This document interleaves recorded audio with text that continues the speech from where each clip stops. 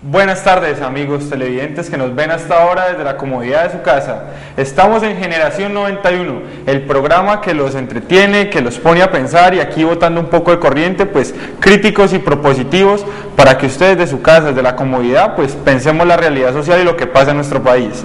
Hoy, pues disfrutando de una calurosa Cali con el sol que nos favorece en estos días tan cálidos que vivimos y tenemos un invitado muy especial. Él es Alex. Alex, bienvenido. ¿Cómo estás, Duvalier? Pues no, muy chévere, muy contento de estar aquí en tu programa, pues no me imaginé verme tan bien atendido, pues qué chévere. Y sí, después de una temporada invernal bastante larga, claro que esta no estuvo tan fuerte, ¿no? No, sabes que yo tengo la impresión que sí fue muy fuerte, porque es que si uno mira las cifras fue muy fuerte. Lo que pasa es que los medios ya no cubren como cubrieron la primera. ¿No crees que...? Hay dos puntos de vista desde el punto de vista de la comunicación, pues que es lo que ejercemos. La primera ola invernal se desplazó hacia el suroccidente, entonces las noticias se cargaban hacia este lado. Ahora se fue hacia el centro del país, Bogotá, y de ahí para arriba, hasta la costa se está inundando, cosa que no pasaba. Pero esta fue un poquito más corta. Y el clima cambió drásticamente. Ahora estamos viendo temperaturas de 32, 33 grados, estamos igual a Cartagena, solo que nos falta el mar nomás. Bueno, nos desviamos porque primero quiero que los televidentes que nos ven hasta ahora, pues te conozcan, y para eso, pues contar un poco de tu perfil, qué haces, a qué te dedicas, por dicho, ¿a qué le dedicas tu tiempo en la vida? Contame. ¿A qué le dedico mi tiempo en la vida? No, pues a lo que me apasiona, lo que me enamora. Alex Muñoz es comunicador social.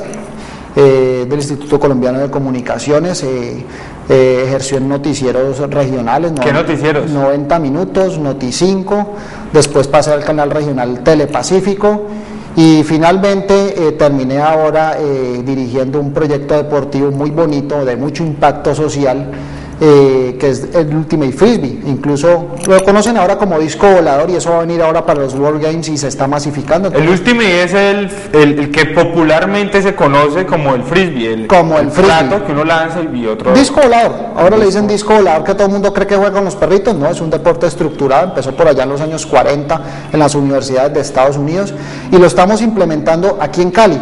Ahorita hablamos de eso. Contame, ¿qué programas de juveniles o noticieros, cuánta experiencia, digamos, qué es lo que más te ha dejado? Pues a ver, he hecho un recorrido, pues los comunicadores a lo largo de su carrera se van identificando, normalmente empiezan en radio, pasan a televisión y terminan en organizacional.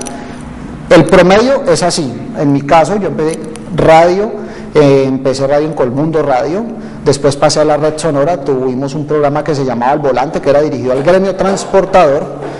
Ahí estuvimos más o menos 1 año y medio, 2 años, al igual que con en radio, estamos hablando de radio. Después pasamos a televisión, empecé a hacer mis primeros pinitos en el Canal C, cubriendo los temas de Navidad, Viva la Fiesta, todo lo que es el tema de rumba y de feria, que es lo que todo el mundo le gusta, sobre todo las niñas que les gusta estudiar presentación, o sea, comunicación social para ser presentadoras, para presentar farándulas. Ese es el orden de ideas. ¿Y el modelo es RCN? El modelo, claro, yo quiero llegar allá como sea y con quien sea. Eso es más o menos el paradigma y además los medios nos lo venden así, ¿no? Llegar allá es estar con... Y la carrera quizás la venden así. La carrera quizás la venden así, o sea, si estudias en determinada institución, te prometemos que haces tus prácticas en estas instituciones, en estos canales de medios nacionales. Entonces, pues la comunicación va mucho más allá que eso.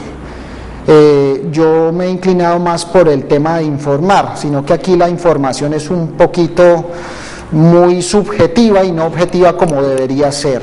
Sí, en eso de informar, pues me he formulado una opinión propia, viendo cómo funcionan los medios un poco, viendo las incoherencias que se presentan entre lo que ya dicen, opinan, ya no se limitan a informar, sino que muchos periodistas que son además dueños de sus canales, de sus frecuencias, pues lo usan para hacer negocios. Y el negocio más lucrativo en este caso es la política. Es la más lucrativa. Que tienes experiencias, que nos cuentes sobre, digamos, esos casos donde el periodista emite opiniones según lo que le dé un político, perdiendo toda objetividad. Sobre todo pasa mucho a nivel regional, ¿no? Eso todo va como de acuerdo a las escalas. Hablemos de un caso sencillito así pues de desinformación masiva, porque todo el mundo cree que en los canales pequeños, en los canales regionales o en las emisoras pequeñas suceden errores. Hubo un error ayer grandísimo del canal RCN, un error pero carazo que hoy por hoy tiene en la cuerda floja al periodista, al jefe de redacción, al editor y finalmente al de archivo, que no tiene nada que ver, que es el que manda la imagen. ¿Cuál fue el error? Hubo un error sencillito. Se decía que, como todos saben, el volcán Nevado del Ruiz está a punto de hacer erupción, volvimos a la alerta naranja, estamos en eso.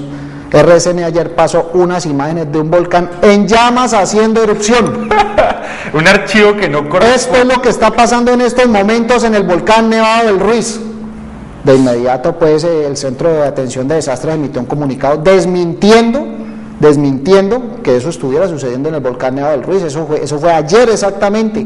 El volcán era un volcán en Ecuador, el que estaba, y eran imágenes de archivo que había sucedido hace 1 o 2 años que estaba. Pasa mucho, fíjate que yo he visto eso, a veces pasan archivos que tienen viejos, quizás de las instituciones militares con el uniforme de hace muchos años, y eso se nota. Pues, ¿por qué no hacer tomas nuevas? Canales tan grandes, digamos a los canales pequeños pues se les perdonaría, pero ya un canal del nivel de RCN y Caracol, los grandes medios de este país. Además tienen estaciones en casi todas las partes del país por el tema de economía, pueden llegar a cualquier sitio. Entonces normalmente va la imagen de archivo, normalmente va la entrevista y normalmente van las reacciones.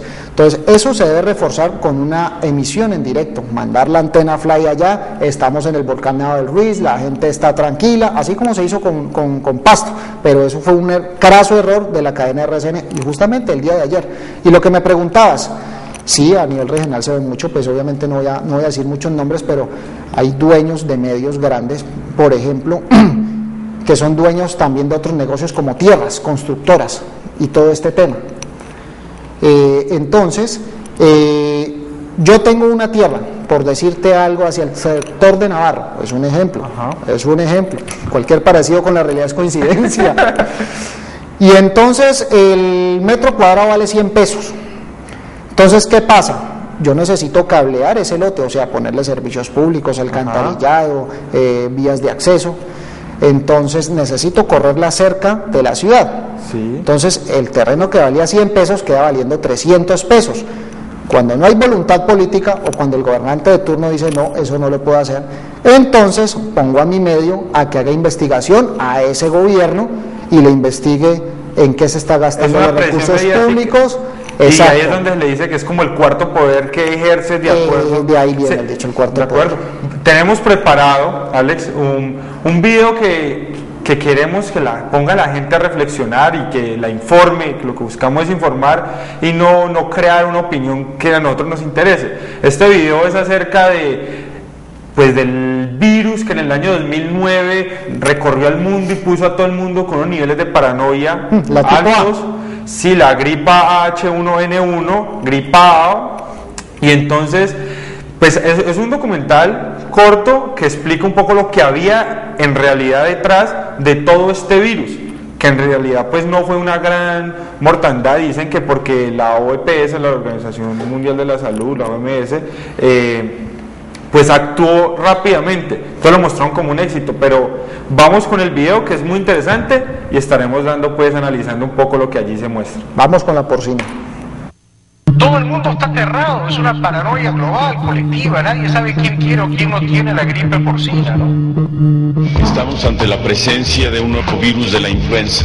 Virus influenza. De influenza porcina. De gripe A, H1N1. La influenza porcina, la gripe porcina. Que me han contagiado la gripe porcina. Gripe porcina. Alerta de epidemia sobre la influenza porcina. Gripe porcina. De la gripe porcina. De gripe porcina. De la influenza porcina. El virus de la influenza se eleva su nivel de alerta de 3 a 4. Pasamos a la fase 5. Aumentar a fase 6. Estamos preocupados porque no nos hablan con la verdad.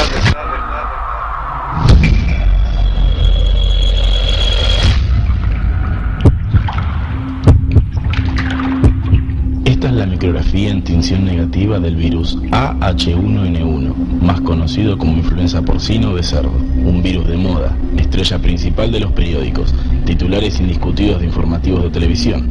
Pero, ¿por qué? ¿Qué se esconde detrás de la pandemia de influenza porcina? ¿Qué qué información no brindan los medios de comunicación masivos? ¿Por qué la insistencia?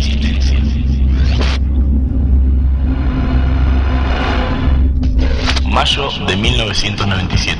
En Hong Kong se descubre el primer caso humano afectado por la gripe A, del subtipo H5N1, más conocido como gripe aviar o de ave.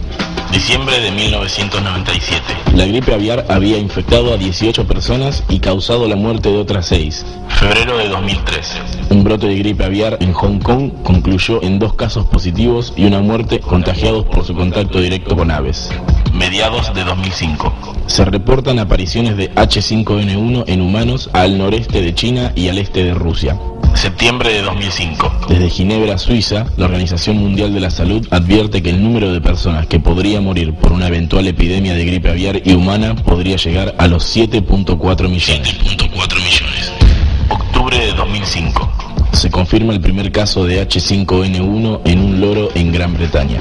Noviembre de 2005. George Bush, por entonces presidente de Estados Unidos de América, visita la sede del Instituto Nacional de Salud en Maryland, vaticinando que tan solo en Estados Unidos morirán de gripe aviar 2 millones de personas.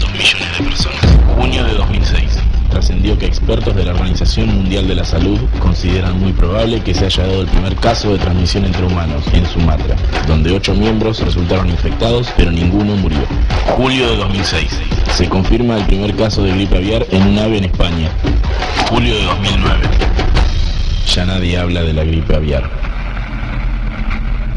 ¿Sabe qué medida adoptó el gobierno de los Estados Unidos el 2 de noviembre de 2005 cuando afirmaron que tan solo en su país habría 2 millones de muertos a causa de la gripe aviar?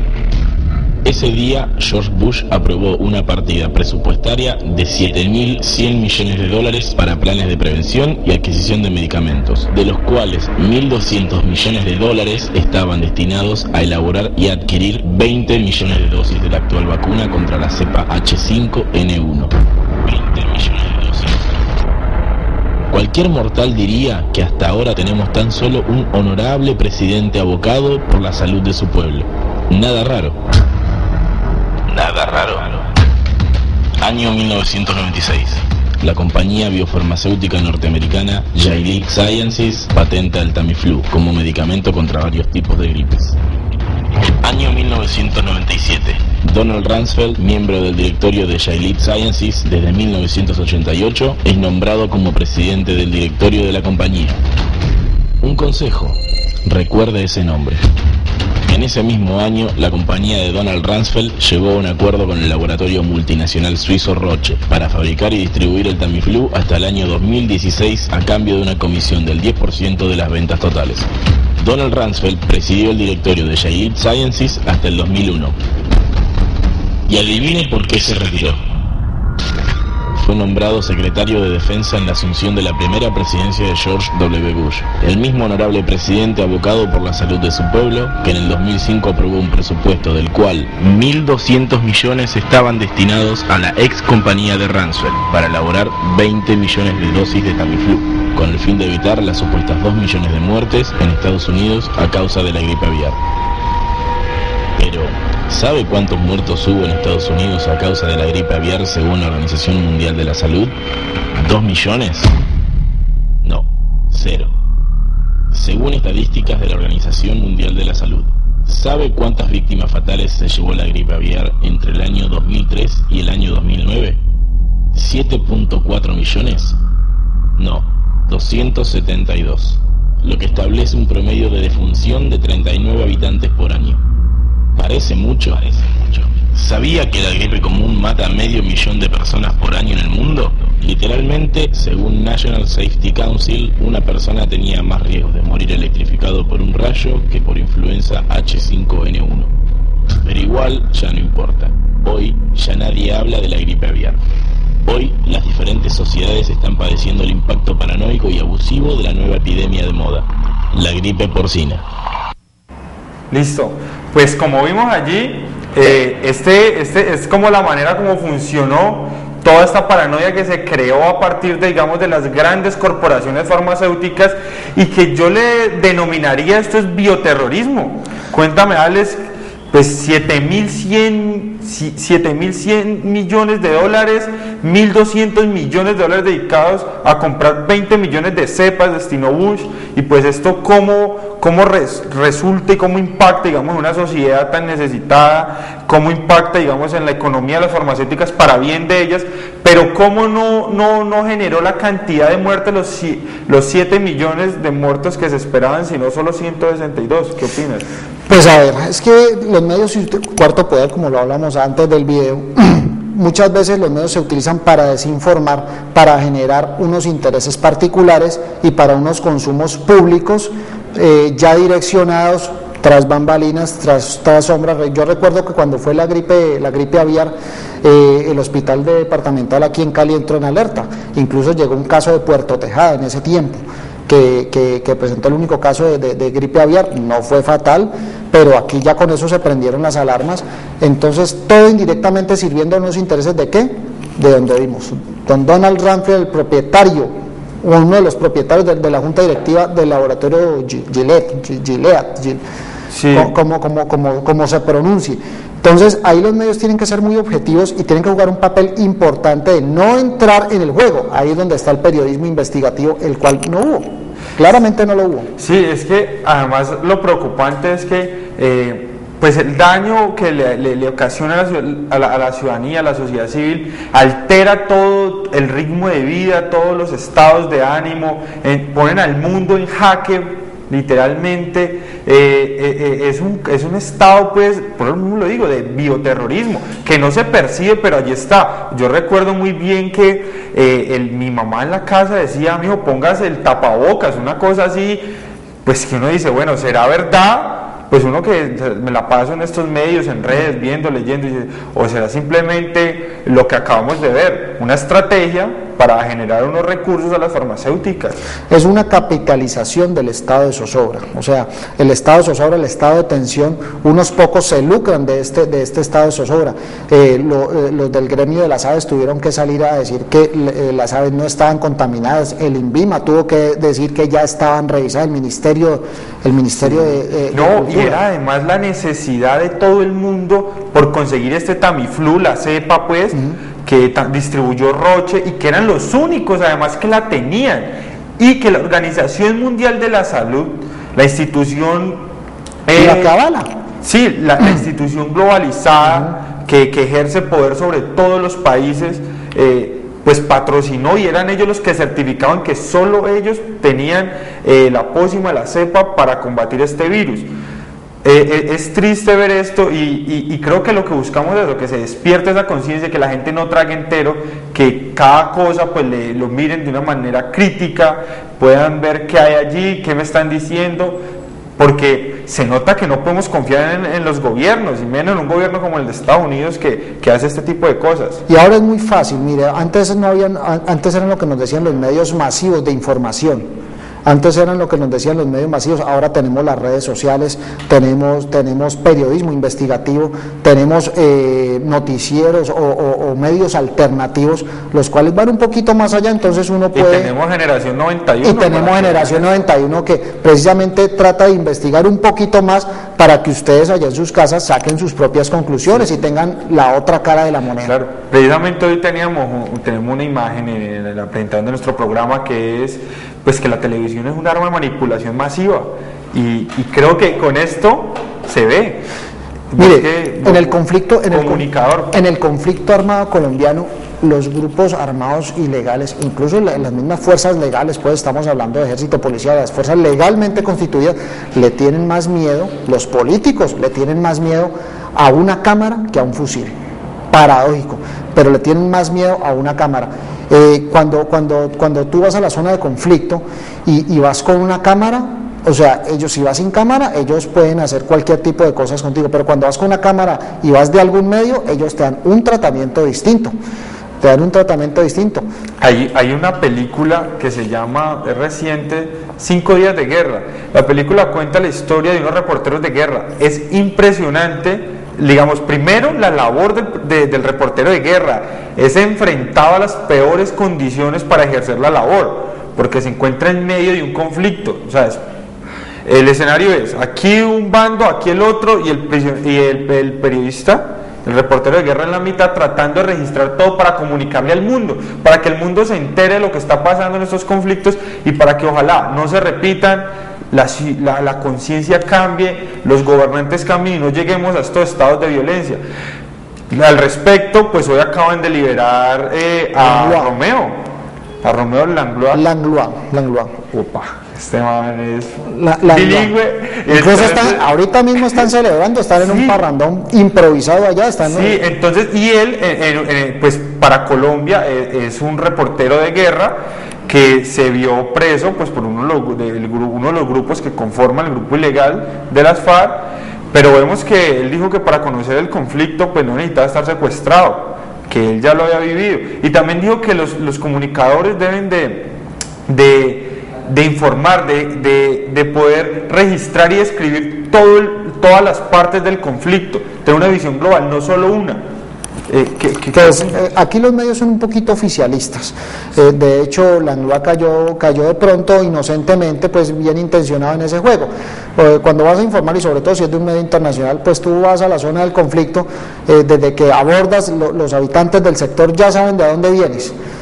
Pero si vas con el ejército, con uniformes, prendas características del ejército, en transporte del ejército, entonces se presentan esas confusiones por parte del otro bando, en donde te puede considerar objetivo, y entonces inclusive dentro de las mismas fuerzas te vuelves objetivo militar. Entonces de pronto no recurrir a ese tipo de prácticas es un poquito difícil, porque aquí nos conformamos solo con recibir la versión que nos dan las fuerzas oficiales. Pero para ser reportero de guerra, que aquí muy pocos lo hacen. No, es que no están dadas las condiciones. Bueno, es igual cuáles son las condiciones para un reportero de guerra, de peligro. O sea, lo mínimo sea respetar el derecho internacional humanitario, que está ejerciendo una labor pues de periodismo, de información, de comunicarle al mundo lo que pasa, pero pues en una guerra es difícil que se respeten esos mínimos de derechos humanos, de vida. Es como lo que se habla de humanizar la guerra. Pero nos salimos del tema y seguimos con la segunda parte del documental que les presentamos sobre la gripe H1N1. Según la Organización Mundial de la Salud, al día 30 de junio del 2009, la influenza H1N1 causó 382 muertos en todo el mundo. Analicemos las cifras mundiales de otras enfermedades. Actualmente en el mundo mueren cada año 2 millones de personas a causa de la malaria, muertes que se podrían evitar tan solo con un mosquitero. Mueren cada año 2 millones de niños a causa de la diarrea, muertes que se podrían evitar con un suero oral de 25 centavos de dólar. Mueren cada año 10 millones de personas a causa de enfermedades curables como el sarampión o la neumonía. ¿Cuántas de estas muertes encabezan titulares?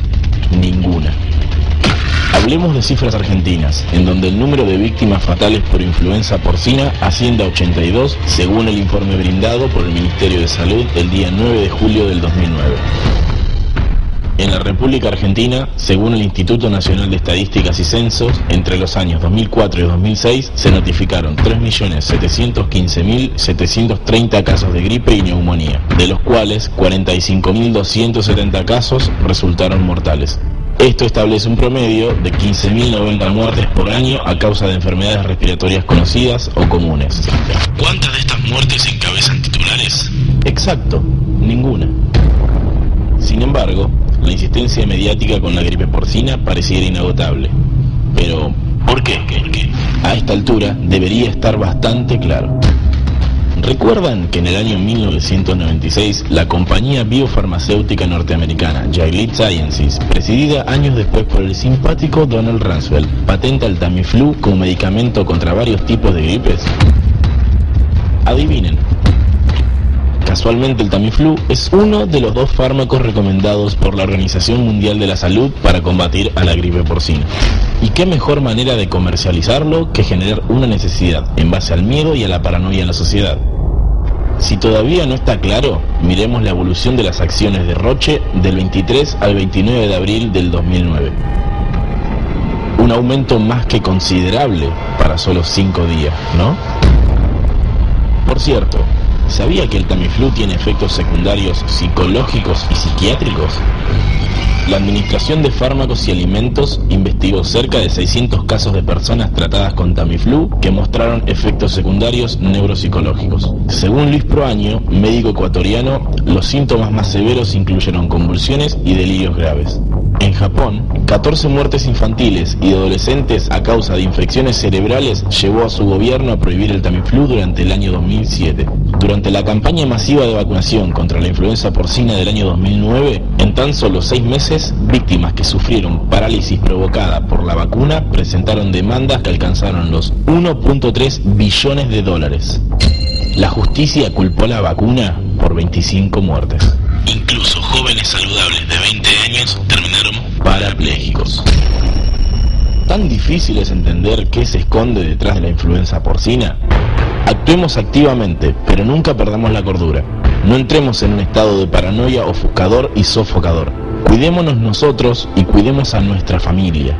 Tengamos en cuenta las medidas de prevención, pero también tengamos en claro que la fórmula en algún momento va a tener que cambiar, porque están jugando con nosotros, están negociando con su salud y con la salud de sus hijos.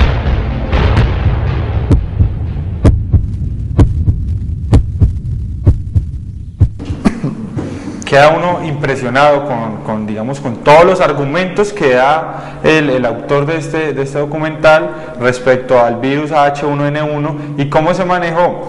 Dentro de los argumentos vimos al principio que mueren 14 millones de personas por diferentes enfermedades, diarrea, respiratorias, otro tipo de enfermedades, y solo 382 por el virus H1N1, pero sin embargo a este es donde más se destinó recursos, más se influyó sobre toda la sociedad, sobre todos los países, y pues ocupó las primeras páginas a nivel mundial. Qué extraño esto, o sea, ¿por qué tienen que pasar estas cosas? Es demasiado malo, es genocida hacer este tipo de cosas. ¿Por qué no destinar esos recursos a lo otro? ¿Por qué los medios se prestan para estas cosas? ¿Cómo hacer para enfrentar, hasta allí está esa primera parte que mostró en esas cifras, cuáles eran las herramientas? Eso es como lo mencionábamos ahora, la capitalización de la zozobra, y eso funciona en cadena. Entonces, el gobierno funciona de la mano con el medio de comunicación. El medio de comunicación funciona de la mano, o los dos, con el interés particular o el privado, que en este caso era el del laboratorio y un exfuncionario, exsecretario de Estado, exsecretario de Defensa de Estados Unidos. Entonces, todos se ayudan. Entonces, hay recurso público para el medio de comunicación, hay acceso a ciertos espacios donde no los había antes, o hay ciertos privilegios o prebendas, y eso a su vez favorece el interés particular, que es el propietario. Entonces, al difundir un rumor que a todas luces es falso, porque es escalofriante ver cómo cuesta... No, los argumentos son claros, o sea, los argumentos que presenta el autor es que los contrasta, los pone sobre la mesa y dice, miren, se dieron estas cifras sobre posibles muertes que hay que prevenir, las muertes fueron estas, las empresas crecieron a estos niveles en un muy corto tiempo. 5 días. 5 días fue impresionante. Muestra además como en el año 1996-1997, señor Donald Rumsfeld, pues hace parte de esta empresa que le patenta una de las dos vacunas que la Organización Mundial de la Salud reconoce como reconoce como la vacuna que puede combatir este virus. Desde el 97 se prepara además toda esta situación que podemos llamar una conspiración. Los Estados Unidos son especialistas en hacer esto, pues para generar ese caos, esa zozobra, esa paranoia con la salud de la gente. ¿Y qué tal los efectos colaterales? No, tremendos. Vimos que en Japón, pues... donde esto se da en suelo norteamericano, las acciones legales contra el laboratorio el mismo crecimiento que tuvo en los 5 días puede quebrar la empresa, pero sí, no se dio, qué coincidencia, no se dio en suelo norteamericano, se dio en suelo japonés. Sí, no, los efectos secundarios fueron terribles, o sea, además de que no era cierto el tema del virus ni que iba a ocasionar todas las muertes, también era malo, el consumo de esta cepa, pues porque tenía unos efectos perversos, causaban la muerte, efectos psiquiátricos, paraplegia, en jóvenes de 20 años perfectamente sanos antes de consumir la droga, hay cifras claras, entonces ahí, como dices, no hay que tragar en para irnos a un corte, pues solo queda, digamos que, y además que en Colombia el tema de la salud es el tema de la vida, y con eso no podemos jugar, son temas sensibles, son temas que no se puede prestar para estas manipulaciones, es que en últimas es sagrado la vida, es muy humano, y quien se meta con esto pues simplemente es un asesino, quien se robe los recursos de la salud, quien genere estas desinformaciones, pues de verdad es un Hitler para es una nueva forma de genocidio, sin la bomba, sin la bala, sino con este tipo, digamos, de informaciones erradas, perversas. Vamos con esto, Alex, a un corte comerciales.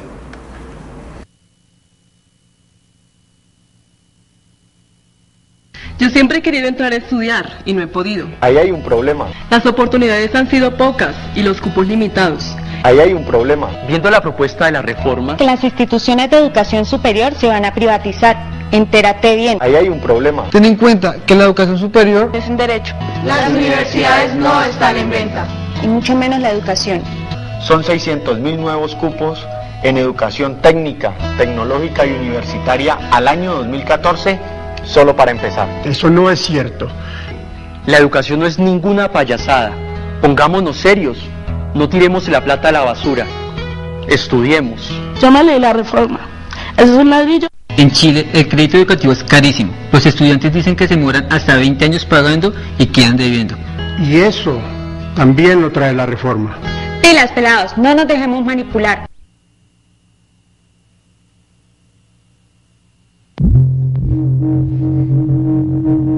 Aceptó recetar medicinas de un solo laboratorio a cambio de un viaje de vacaciones. Le pagaron para que no denunciara una fábrica que arroja desechos tóxicos al río. Lleva doble contabilidad en su empresa para evadir impuestos.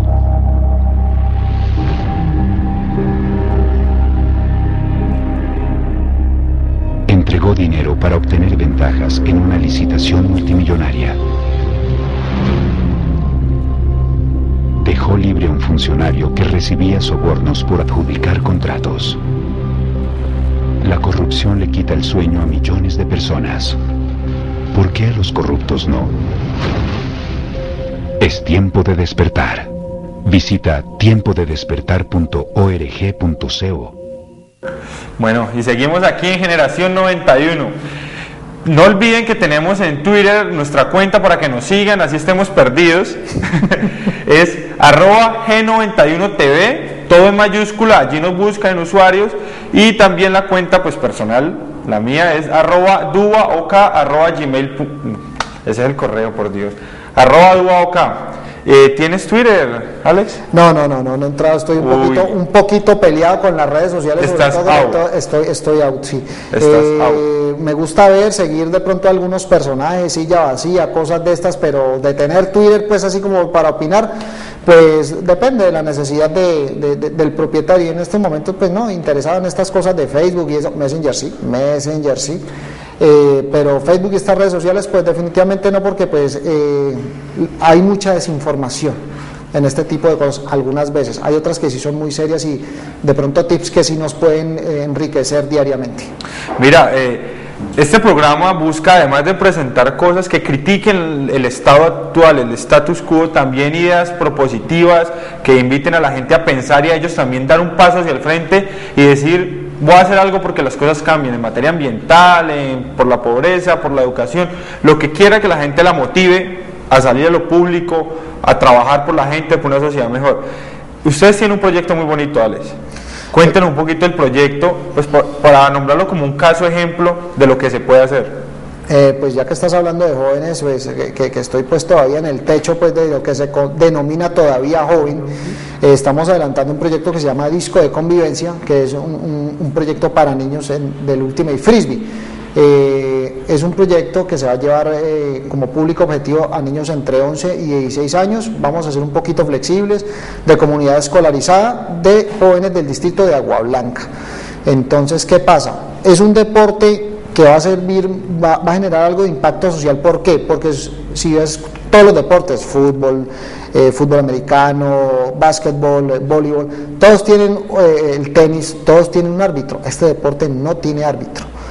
Todo se basa en la resolución de diferencias a través del diálogo y del trabajo en equipo.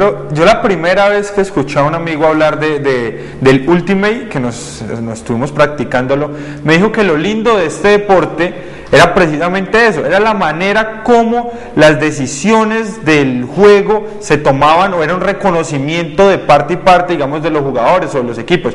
Es decir, no funciona como en el fútbol, que a un defensor le pega una patada al 10 del equipo y dice que no lo tocó. Digamos, allí es jugando a la trampa, jugando a engañar, jugando a mentir. Pero en el Ultimate hay una sinceridad y unos valores del juego para que se reconozca cuando yo fallé y la razón la tiene usted, entonces cedo el juego o cedo el disco. Cedo el disco. Creo que eso es muy bonito porque tiene inmerso unos valores pues que sirven para construir una sociedad amable. ¿Cuántos son los jugadores? ¿Cómo se gana? A ver, empecemos en orden alfabético. El último se basa en el cuento del espíritu de juego, que es lo que tú mencionabas ahora, que es lo que se conoció en fútbol hace algunos años como el juego limpio, el fair play. El fair play. El fair play que finalmente en el fútbol hasta el sol de hoy no se da. Se quedó como una campaña de marketing y publicitaria. Una campaña, exacto, marketing, publicidad, medios de lo que venimos hablando. Sí. No, aquí es resolución de diferencias a través del diálogo. Entonces son dos equipos de 7 jugadores en el área, en la misma área de una cancha de fútbol. El gol se realiza a través de avances. Se recibe el disco en un área de gol como el touchdown del fútbol americano, que es traducción en el fútbol en el área el rectángulo de las 16,50. Entonces cuando hay un pase y recibes el disco dentro de ese rectángulo, ya es un gol para el equipo y se efectúa cambio de cancha. Cada que hay gol, cambia de cancha. Cambian automáticamente. Cambian automáticamente de cancha. Perfecto. Son tiempos de 90 minutos. Igual 90 minutos. 90 minutos, igual que en el fútbol profesional, en 2 tiempos de 45 y hay un descanso de máximo 10 minutos. O si hay 7 goles seguidos, o sea, si hay un equipo pues que es de pronto muy bueno, hizo 7 u 8 goles, se van a medio tiempo, o sea, a los 10 minutos de receso, y no necesariamente tienen que ser los 45 pues transcurridos. Pues en ese sentido, ya que esto es una idea poderosa, transformadora, que además la van a llevar a los colegios, pues teníamos también una idea que revolucionó el mundo y las redes sobre un israelí que pues dijo: yo no odio a los iraníes y quiero demostrarles mi amor. Si hay una guerra, yo no estoy en guerra contra los ciudadanos de Irán, yo los quiero. Y entonces pues un video que de verdad a mí me impactó, y como una idea muy pequeña puede cambiar realidades y opiniones y transformar conciencias. Entonces pues vamos a ver el video. Veamos el video. Hi, I'm Ronnie, I'm 41 years old, I'm a father, I'm a graphic designer, I'm a teacher, I'm a citizen of Israel, and I need your help. Lately in the news you can hear about a war coming, a big one. Governments are talking about destruction, about self-defense, like this war is not about us. 3 days ago I posted a poster on Facebook. The message was simple: Iranian, we will never bomb your country, we love you. Attached to the poster I wrote a few words. To the Iranian people, to all father, mother, children, brothers and sisters. For there to be a war between us, first we must be afraid one of each other. We must hate. I'm not afraid of you. I don't hate you. I don't even know you. No Iranian ever did me no harm. I never even meet an Iranian, just one in Paris in a museum. Nice dude. I see sometime here on the TV an Iranian. He's talking about war. I sure it does not represent all of the people of Iran. If you see someone on your TV talking about bombing you, be sure it does not represent all of the people of Israel. So within 24 hours, people start sharing the poster on their Facebook. Within 48 hours, the Iranian people start responding to the posters and share back their love to us. Hundreds of messages arriving from Iran telling the Israeli people, we love you back. The day after we were on TV, on newspaper, proving that the message was traveling fast. Okay, now we want to make sure that the message reach everybody, not only in the Facebook community, but everywhere. This is a message by the people to the people. So please donate and help us spread this message. Thank you. Bueno, vimos allí una idea sensacional, cargada de un contenido de amor profundo, digamos, por la humanidad, por ese país vecino que siempre ha estado en conflicto, pero no las personas, como lo demuestra, son los gobiernos, son los personajes, los actores que están allí, quienes están en pelea. Eso no tiene por qué llegar, digamos, a la sociedad, porque no tiene por qué permearnos. Al respecto, digamos, Colombia quiso, o el expresidente Uribe, me enorgullece decir expresidente Uribe, nos quiso sentar en esa rivalidad con todos los países de Latinoamérica, sobre todo los vecinos, hermanos de Venezuela y de Ecuador. ¿No te parece que es un mensaje muy poderoso y muy pertinente para nuestro caso lo que vimos con esos conflictos con los vecinos? Ahí, viendo el video, me parece una forma muy creativa y efectiva de crítica a la que estamos hablando, y creo que es la filosofía de generación 91. Lo que nos venden los medios, lo que nos venden nuestros líderes, lo mencionabas, el expresidente Uribe pues quiso vendernos el tema de que iba a haber una guerra inminente con Venezuela, y de allá para acá funcionó igual, porque es que no fue solo el expresidente Uribe, de pronto él respondió a agresiones, pero es un tema largo de tratar, tiene como los radios pues de una motocicleta, tiene largo como de ancho. Entonces no vamos a entrar en esa polémica. En Ecuador también incluso se vendió racismo hacia los colombianos, y hubo un caso de un delincuente colombiano, infortunadamente, que se robó algo y lo lincharon en Ecuador, lo lincharon y creo que hasta lo encendieron en llamas. Entonces eso es lo que están haciendo nuestros gobernantes. Entonces aquí me parece muy al lugar el tema del video, que es una forma muy alternativa porque utilizó redes sociales. Y todos hemos visto que a veces él es diseñador gráfico. Es que son muchos elementos, nos hacemos por partes. Él es diseñador gráfico, y eso lo que dice es que usted, desde su saber, desde su conocimiento, siempre puede hacer algo. Y así no sepa nada, siempre hay algo para hacer. Es que para trabajar lo único que necesita son ganas. Para transformar la realidad, ahí es que tomar una decisión. Entonces él diseña esta campaña, él dice, yo quiero los iraníes, yo amo los iraníes, y ellos le responden, los que ven esto en las redes sociales, le responden de la misma manera, y se genera allí una dinámica muy, muy hermosa que genera esperanza sobre, digamos, los seres humanos y la relación entre nosotros.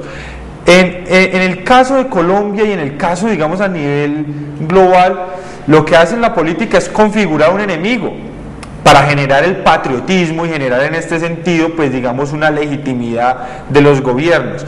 O, en otro sentido, más allá de la legitimidad, digamos, esconder problemas,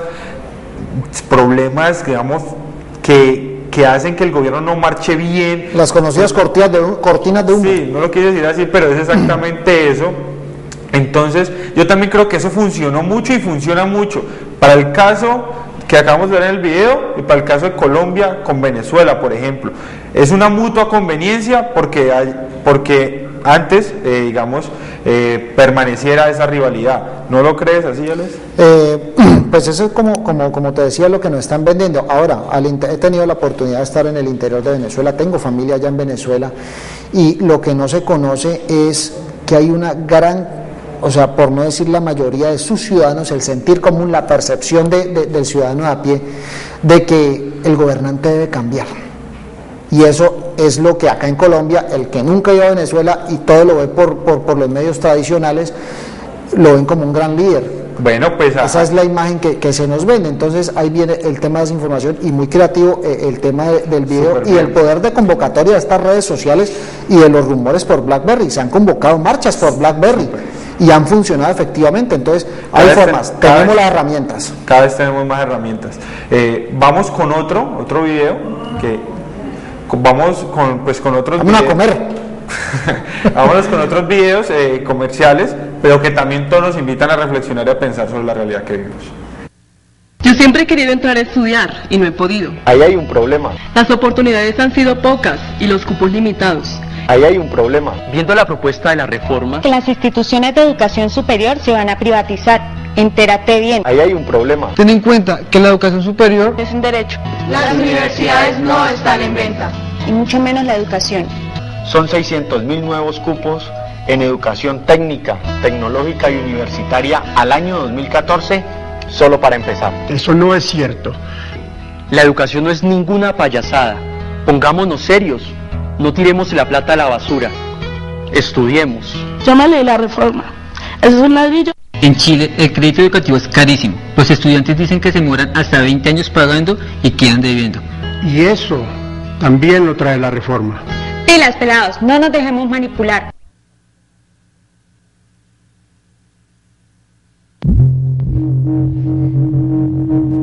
Aceptó recetar medicinas de un solo laboratorio a cambio de un viaje de vacaciones. Le pagaron para que no denunciara una fábrica que arroja desechos tóxicos al río. Lleva doble contabilidad en su empresa para evadir impuestos.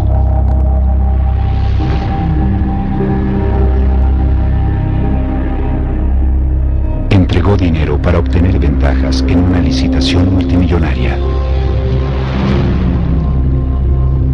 Dejó libre a un funcionario que recibía sobornos por adjudicar contratos. La corrupción le quita el sueño a millones de personas. ¿Por qué a los corruptos no? Es tiempo de despertar. Visita tiempodedespertar.org.co.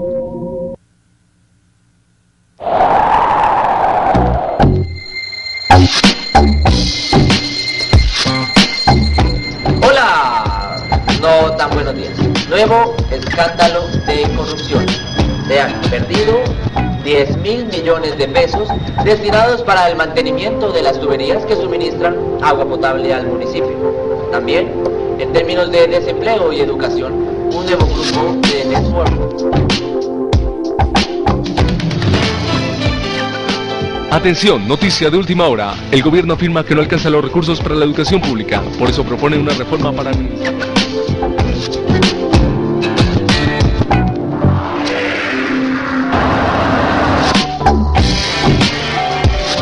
En un país donde es protagonista la corrupción, muchos decidieron cerrar sus ojos y convivir con ella. ¿Aún no lo ves? Abre los ojos. La corrupción nos afecta a todos. Es tiempo de despertar. Bueno, allí vimos los videos de los mensajes comerciales que en realidad no son comerciales, son verdaderos mensajes. Son mensajes, son unos mensajes muy positivos y qué bueno ver circular este tipo de comerciales, por ejemplo, en televisión nacional y en horario prime, lo que se conoció antes como el AAA, un comercial de estos, a la gente la pone a pensar un poquito, pero pues... El bien que harían. Qué tan fácil sería que lo dejaran robar. El último mensaje, los que vimos de los tres, es realizado por el colectivo Piensa, y pues fue de una manera un poco artesana, pero pues la idea era llevar un mensaje de pues es tiempo de despertar, los recursos públicos, el tema de la educación, y fue en el marco de un concurso que hizo Transparencia por Colombia, se llamaba 60 segundos contra la corrupción, era hacer videos de un minuto, digamos, sobre la corrupción y cómo combatirla. Pues aquí siempre hablamos de estos temas porque creo que le hacen mucho daño a la sociedad y creo que los periodistas, ¿sabes?, tienen mucho que ver para transformar mentes. Es que el gremio del periodismo aquí está un poquito golpeado, por no decir azotado. Si vemos, por ejemplo, algunos periodistas de vieja data, que incluso ya están institucionalizados y se conocen como los calandracos, ya son conocidos por muchos políticos, incluso algunos que llevan varios periodos, en donde no están vinculados ni a seguridad social, no están ni siquiera por prestación de servicios. Entonces, ¿qué pasa? Llegan y le piden remuneración económica para sacar informes positivos sobre su gestión. Comprando la opinión. Vamos a ver un video muy bonito sobre que se hizo un estudio en México sobre discriminación, pero la discriminación inocente, o sea, cómo los patrones culturales influyen sobre los niños. Vamos a verlo. ¿Cuál es el muñeco moreno? ¿Y cuál es el muñeco blanco? ¿Cuál muñeco es bonito? ¿Cuál muñeco es feo? ¿Cuál muñeco es malo? ¿Cuál muñeco es malo? Este. ¿Y por qué? Porque, bueno, no este es moreno y este es blanco. ¿Cuál muñeco es feo? ¿Por qué? Porque a mí no me gusta el color café. ¿Cuál muñeco te gusta más? Este. ¿Cuál muñeco es bueno? Este. ¿Y por qué? Porque no me dan miedo los güeros, porque tengo más confianza con si los un poco más así como este, no tengo mucha confianza. ¿Cuál muñeco es malo? ¿Por qué? No sé. ¿Cuál muñeco es feo? Este. No sé, es que me parece que está un poquito, ¿cómo te diría? Más moreno y no se ve tan blanco y no tiene mucho aspecto. ¿Por qué el muñeco blanco es bueno?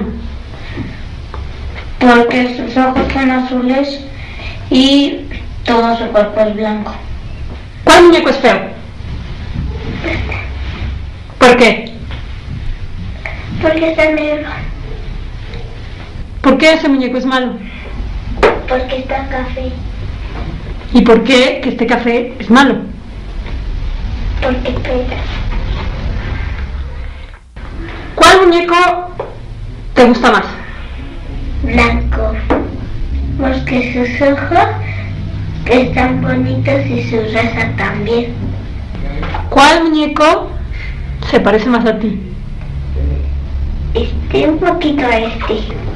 Es que soy un poquito güerita de mis piernitas y de mis aquí, de mi espalda y de mi carita y mis bracitos los tengo morenitos. ¿Cuál muñeco se parece más a ti? Este. ¿En qué?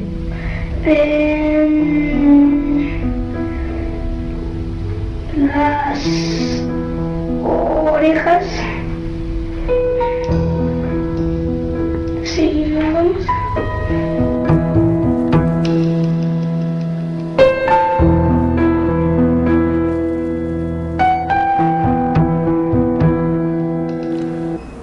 Bueno, vimos allí que si estuviera hoy Eduardo Llano, que le mandamos un inmenso saludo, no pudo estar porque está precisamente llevando a la sociedad y consiguiendo, digamos, patrocinios para poder transmitir un mensaje poderosísimo sobre este tema, que es chao racismo. ¿Qué te pareció? Definitivamente no, o sea, por eso te pregunto, ¿dónde conseguiste esos videos? Porque qué bueno que implementáramos ese tipo de campañas y son mensajes corticos, 30 segundos, 1 minuto, en donde una imagen dice más que 1000 palabras. Y cuando buscamos las similitudes, claramente vemos que el más parecido pues es el trigueñito, es el Nietzsche, y el niño queda desarmado y no toca y no pegarse de las orejas. No, claro, en el último vimos que el niño decía, yo me identifico con el blanco entre su duda, como no sabía con qué de ese blanco se identificaba, parecía echando la bendición, se le ocurrió decir con las orejas, pero esa es su inocencia, por eso lo dije al principio, es la inocencia de los niños, y es los patrones culturales que se han quedado en la sociedad, por los medios, por los líderes, por toda esta serie de cosas, por el mundo globalizado, que nos llevan a perder nuestra identidad, y eso no puede pasar. No solo el racismo, también a las personas que tienen limitaciones físicas, o peor aún, la gente que es completa, igual que nosotros, pero de pronto no tienen los mismos recursos económicos, que esa es la discriminación hoy por hoy, aquí en Cali y en Colombia, me atravieso en las ciudades más grandes, que más duro está influyendo y la gente se discrimina por su estrato social. Sí, Alex, pues lastimosamente tenemos que despedirnos. Gracias, estar súper invitado para que vuelvas, muy rico el diálogo, y pues los dejamos para que piensen la realidad que vivimos, las cosas que pasan, y de otra manera pues hagamos mente abierta para poder transformar esto que vivimos todos los días. Hasta luego, el próximo miércoles 4:30, 5:30, y no olviden @G91TV en Twitter. Un abrazo, chao. Yo siempre he querido entrar a estudiar y no he podido. Ahí hay un problema. Las oportunidades han sido pocas y los cupos limitados. Ahí hay un problema. Viendo la propuesta de la reforma, que las instituciones de educación superior se van a privatizar. Entérate bien. Ahí hay un problema. Ten en cuenta que la educación superior es un derecho. Las universidades no están en venta. Y mucho menos la educación. son 600.000 nuevos cupos en educación técnica, tecnológica y universitaria al año 2014, solo para empezar. Eso no es cierto. La educación no es ninguna payasada. Pongámonos serios. No tiremos la plata a la basura. Estudiemos. Llámale la reforma.